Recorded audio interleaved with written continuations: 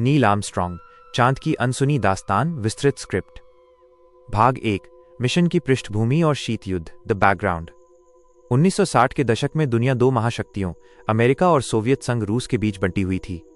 यह केवल हथियारों की लड़ाई नहीं थी, बल्कि अंतरिक्ष पर राज करने की जंग थी। रूस ने स्पुतनिक और यूरी गागरिन को भेजकर बढ़त बना ली थी। अमेरिका के राष्ट्रपति जॉन एफ कैनेडी ने तब एक असंभव सा लगने वाला वादा किया, दशक खत्म होने से पहले इंसान को चांद पर उतारना और सुरक्षित वापस लाना। इसी जिद ने अपोलो प्रोग्राम को जन्म दिया। भाग 2, नील आर्मस्ट्रॉन्ग माइनस, एक साधारण लड़का जो इतिहास बना। नील का जन्म ओहायो के एक छोटे से गांव में हुआ था। उन्हें मशीनों और विमानों से प्यार था। जब वे कोरियाई युद्ध में फाइटर पायलट थे, तब उनका विमान क्षतिग्रस्त हो गया था, लेकिन उन्होंने हार नहीं मानी। नासा में उन्हें उनकी हाई स्कूल पर्सनैलिटी के लिए चुना गया। जब अपोलो 11 के लिए कमांडर चुनना था, तो नासा को एक ऐसे व्यक्ति की तलाश थी जो मौत के सामने भी घबराए नहीं। नील वही इंसान थे। भाग 3, वो ऐतिहासिक उड़ान, 16 जुलाई 1969। सैटर्न वी रॉकेट, जो अब तक का सबसे शक्तिशाली रॉकेट है, कैनेडी स्पेस सेंटर के पैड 39A पर खड़ा था। इसमें 30 लाख से ज्यादा कलपुर्जे थे। अगर एक भी तार गलत जुड़ जाता तो पूरा मिशन तबाह हो जाता। नील, बज एल्ड्रिन और माइकल कॉलिंस उस कैप्सूल के अंदर बंद थे। जब रॉकेट के इंजन चालू हुए तो धरती कई किलोमीटर तक कांप उठी थी। 3 दिन के सफर के बाद वे चांद की कक्षा में पहुंचे। भाग 4, मौत से सामना माइनस लैंडिंग के आखिरी 12 मिनट।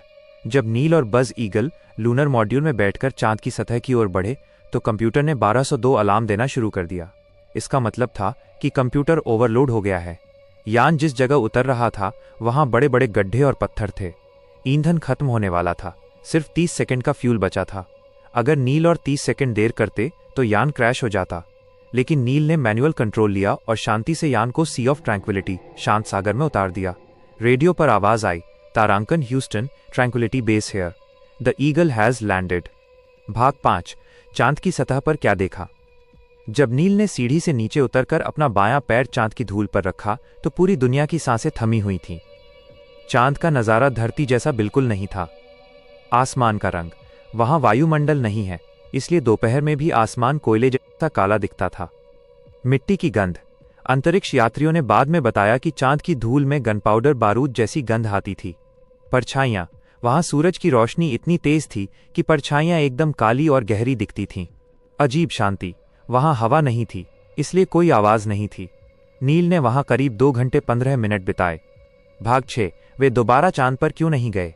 गहराई से विश्लेषण, यह सबसे बड़ा रहस्य लगता है, लेकिन इसके पीछे विज्ञान और राजनीति है। 1, पैसा मनी। एक बार चांद पर पहुंचने के बाद जनता ने पूछना शुरू किया कि हम अरबों डॉलर एक निर्जीव चट्टान पर क्यों खर्च कर रहे हैं, जबकि धरती पर गरीबी है।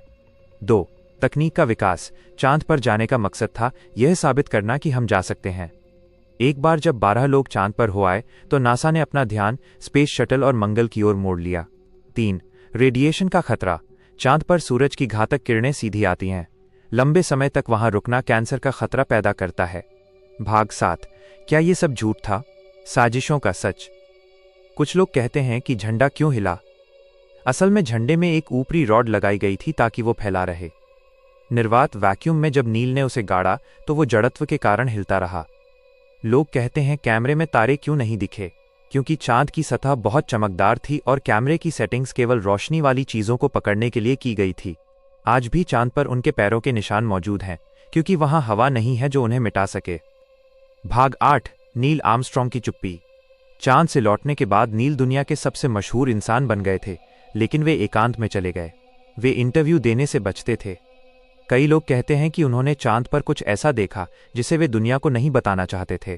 कुछ अपुष्ट कहानियां कहती हैं कि उन्होंने वहां एलियंस के यान देखे थे, लेकिन नासा और नील ने कभी इसकी पुष्टि नहीं की।